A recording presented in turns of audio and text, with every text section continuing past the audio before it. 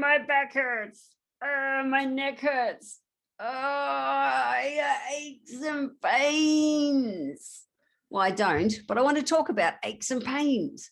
It's crazy, but so many people have aches and pains so often. And I wanted to talk about just a couple of core basics to think about if you're getting aches and pains. So whether it's something like, and nowadays, like things like fibromyalgia are just through the roof, whether it's like, tendons or joints or soft tissue injuries, or whether it's neck pain, if I lay the wrong way or something, or whether it's arthritis. I actually have a little bit of arthritis in the finger from too many years of massaging. Whether it's nerve pain, whatever that kind of physical pain is, I want to talk into that. And it's really interesting. The most common cause of pain is muscle pain, as in where tension and stress, and I've talked about those things, I'm not talking about that today, play a part, or overuse or little injuries. Like one of my surfing mates twisted an ankle this morning in the surf. I woke up with a bit of a stiff neck because I've been doing some surfing, and surfing, the whole looking up thing at different times, it's just that I know I used those muscles. So I wanted to talk into that today with that kind of pain. Like I knew it was like, it's just in my neck. And before I went for a surf this morning, I rubbed some oils on. I'm going to talk about oils in a moment, what I put on. But I was like, it needs to be warm. It needs to be warm. And so I needed to, use some oil so I could warm up that area and before I'd go surfing today. So with that kind of pain, it's not an inflammation kind of pain. And this is the difference. If it's just a muscle overuse or that kind of thing versus something that's inflammatory, whether it's, your fibromyalgias and all your arthritises and all those kind of things. So with my neck, I knew, it was just overuse yesterday, no inflammation or anything like that involved. But if you've got an inflammation kind of ache, and imagine an inflammation kind of ache is a hot ache, and they'll vary in types and severity and in places in your body. But the pain can be like, it's constant, it's steady, it's a thick, throbbing, pulsating or stabbing or pinching kind of pain versus just like, I did too much in the surf yesterday kind of pain. That injury of whatever it is, the body's trying to help you deal with it. And it builds up fluid, and that fluid leads to swelling. The swelling in those soft tissues creates a pressure against sensitive nerve endings. And so inflammation pain, whether it's in joints or in anywhere in the body, it's a nasty kind of pain. And you want to ask yourself with any kind of pain, is it relieved by heat or is it relieved by cold? So once you know what it's relieved by, if it's heat or cold, first off, if you need to see a doctor, go and see a bloody doctor. I'm not saying do natural stuff and not go and see a doctor. That's not what it's about. But I want to give you a couple of alternatives to think about. So rest, you want to do the normal first aid. If you've sprained an ankle, the whole rest, ice, elevation, compression, all those things, you want to be doing that. And the ice, that cool can be excellent for reducing pain and to stop, bleeding and bruising in the first instance of an injury. I've got whacked by my surfboard. I got whacked here on the head just yesterday. I deal with those things as they happen. That's going to happen. But at the same time, so even like if I found myself with some aches and pains because I've been, hitting the surf a bit lately, I'm a big fan of Epsom salt baths. I just am. I'm a big fan of Epsom salts baths. So Epsom salts is magnesium salts. Magnesium is needed for muscles to relax. And I'm a big fan of bathing in general anyway, but I'm a really big fan of Epsom salts. I buy it, and something for you to think about, if you've been buying magnesium salts, Epsom salts in the chemist shop, or for my friends in North America, the drugstore, whatever. The secret where I go and buy Epsom salts from is I go and buy a 25 kilo bag, and you get it for about like so cheap, it's ridiculous. You'll get it for like 30, 40 bucks at the most from a produce supplier. So produce I'm talking about is where you go and get that's what we call them in Australia, for my North American friends who are listening, or people from anywhere in the world.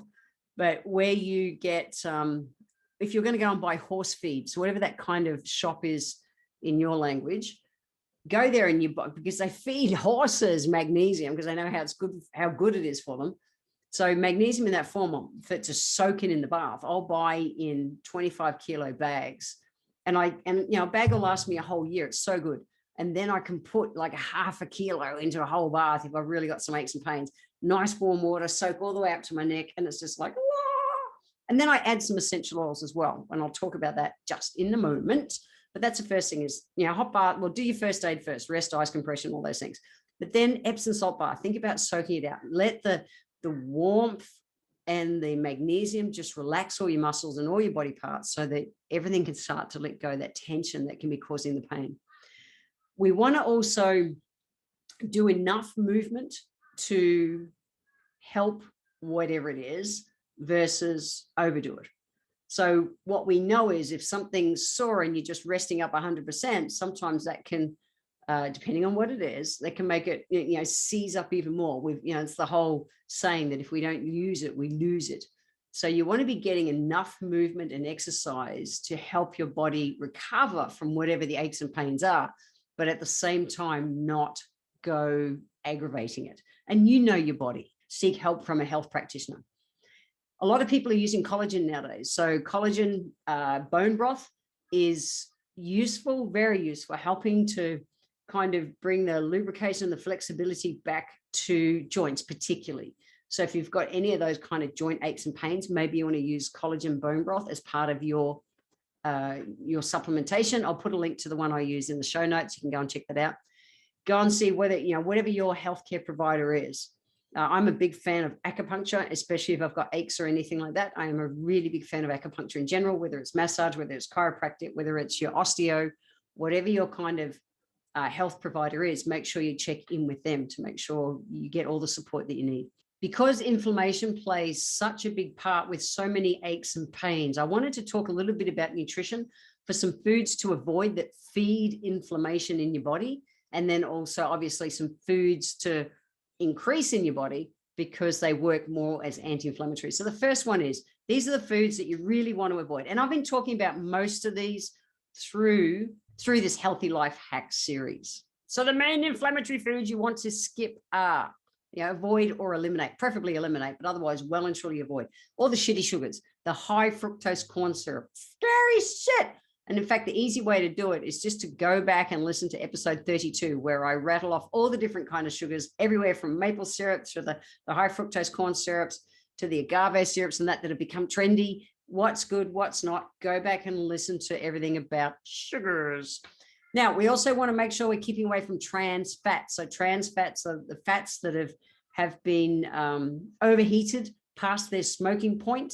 And in the past episodes, I've talked about the trans fats as well. I'll put the link to all these in the show notes. So it's quick and easy. After you've listened to this one, go to the show notes at www.healthylifehacks.com.au and you'll be able to just click on these past episodes that you need to listen to.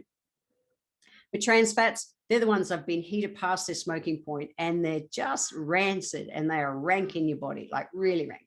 We also want to stay away from the refined and processed carbs. So the white bread, white rice, white pasta. Check out episode 4 when I talked about no bum glue. That's it. Alcohol. Alcohol is really inflammatory, guys. It just is. If you've got aches and pains, having a beer or having a drink is not going to help it. What's going to help it is getting up the water, flushing through your tissues so that everything gets to work properly. And then refined and processed meats. Really, the bottom line on a diet that is really anti-inflammatory is one that is close to nature. The less refined and processed, the better. So things, all your good healthy fruit and vegetables, your dark green veggies and your spinach and kale and collards, all those things, the deep dark greens, your good oils, your good olive oil, your good nuts and seeds, almonds, pecans, walnuts, all those kind of things, not salted. Your fatty fish, your good fish that is rich in omega-3 essential fatty acids. So salmon, mackerel, tuna, sardines, they're really cool. And all of your berries, your strawberries and blueberries and cherries, those kind of fruits are really rich anti-inflammatory nutrients. So get into them as well. But the bottom line is, if you've got aches and pains, really eat close to nature and get your water up so that toxins being produced by whatever it is that ache and pain was created from in the first place are able to mobilize and get you going again. Now, a couple of simple natural treatments that I like to use. I have talked about the benefits of ginger and why I love ginger shots in episode 49. Go and check that out. Ginger is the most amazing anti-inflammatory food you're going to come across. And I love parsley. I grow parsley in my garden. I grow my own ginger and I harvest it and I have ginger for a whole year. But making like a parsley ginger green, epically amazing juice is going to be excellent for helping to mobilize crappy toxins that are sitting in tissues. But also lemon and turmeric. You can make a great tonic with warm water. Warm is mobilizing. So warm lemon juice and turmeric, mix the two of those together and just drink it like a tea or just take it as a shot either way. But the parsley and ginger green kind of juice, that's another awesome tonic. So go to the show notes and check these out, guys. Good old-fashioned bone broth. Bone broth is excellent, particularly if it's in joints. So if your aches and pains are hanging around joints, check out bone broth. Now, I am an aromatherapist, so I'm a big fan of aromatherapy. So even with my neck this morning, before I went for a surf, I thought, a little bit stiff from the workout I gave it yesterday, surfing. Because when you're surfing, you're in this strange position where your chest and your neck are right up. And so there's a physical taxing on it. And so if I have a big session, I'll know about it there. But for me, I knew it was relieved by warm. So I have a simple oil made up that I make up, which contains black pepper, all the spices, cardamom, clove, ginger, juniper berry, marjoram, rosemary. So the warming oils, but then the oils also for helping to mobilize. So things like juniper berry helps to mobilize, marjoram to relax the muscles, rosemary for pain relief. It's a simple blend that works really well. I'll put my basic recipe into the show notes. You can check it out. If you're into oils, go and make it yourself. I don't sell it. I just make it for myself. But if you're into oils, it's simple and easy to make up. I'll put the recipe in the show notes. But you want to be using those warm, spicy oils if the pain's relieved by warm. Interesting. Peppermint essential oil is a wonderful pain reliever. And it absolutely cools when you first put it on, but then it warms. Okay, so if your pain is relieved by heat, peppermint is excellent. It just is. Where if your pain is relieved by cool, spearmint's a better choice. Eucalyptus, vetiver, sandalwood, they're more cooling essential oils.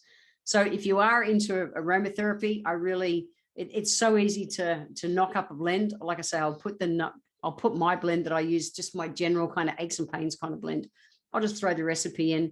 There's so many combinations of essential oils you can use. This is one that I've found to be very effective for my body over time. And obviously, if it's also relieved by heat, if you haven't got a bath in your house or something, but whether you're the kind of person who uses those heat week kind of pillows or something, a heat pack, hot and cold packs, very effective, but also use the oils as well. And remember to always dilute those essential oils down before you put them onto your body. Leaving you with 4 healthy life hacks here today. The first one is, if your aches and pains are really be real. Go and see your health practitioner if you're not sure what's causing it. Okay. I'm not saying use aromatherapy and don't check in with your doctor. Check in with your health professional. Healthy life hack number 2 is to identify, is that ache relieved by heat or cold? Because then that leads you to healthy life hack number 3. Choose your treatment. Choose your treatment right there and then. Are you going to have a bath? Are you going to make up your own essential oil blend to rub on? What are you going to do? Healthy life hack number 4 is to look at your nutrition. Is your nutrition feeding the inflammation that's in your aches? If it is, come back close to nature so that your body can have less inflammation, which is feeding. And really secretly, guys, most aches have some form of, unless it's just like an overuse, like my surfing yesterday. But if it's not just something like an overuse, kind of strained muscle, and there's some kind of inflammation present. So the closer we live to nature with our nutrition, the cleaner and better our body works and recovers. It just does. Now, I know I'm not going to stop surfing. I'm just not. I am totally addicted to it. I really am. I can't tell you how good it feels. So I'm aware of eating 90% of my lifestyle, 90% of my diet in a way that it's anti-inflammatory kind of food. So I'm reducing the chance of building that inflammation up in the first place so that if I do hurt something, absolutely my body can recover from it faster.